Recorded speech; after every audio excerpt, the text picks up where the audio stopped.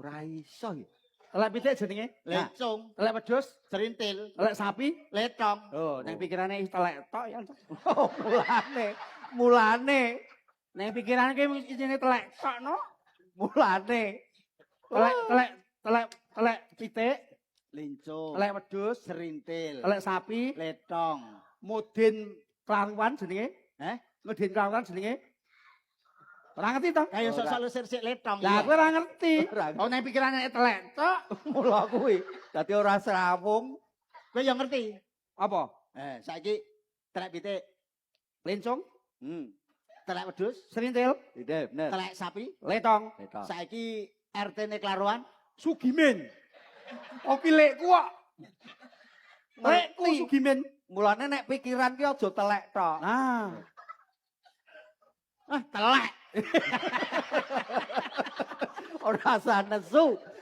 Emosi yo. Mulane ki nek takok pertanyaan ki sing cetha kok. tahu mangan bakso? Ayo tahu kulino. Enak. Ya enak. Tahu mangan sego goreng? Ya tahu. Enak. Enak.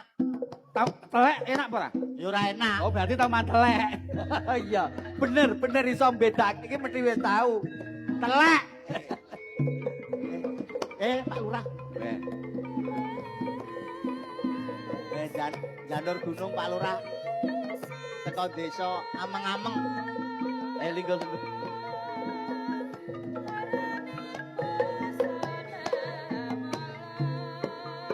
Monggo, Binara. Kowe iso linggo ning kene. Entuk lihat. Aku nggih janur gunung Ki Lurah.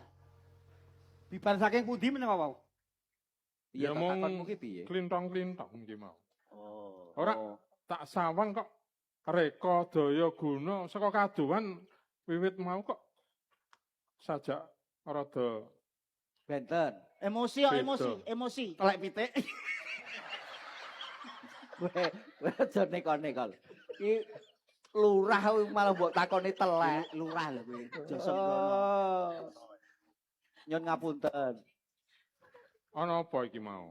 Nah kalau mau niku jagongan sinambi gegojekan supados mboten sepaneng, Awong. supados mboten gampang sepuh.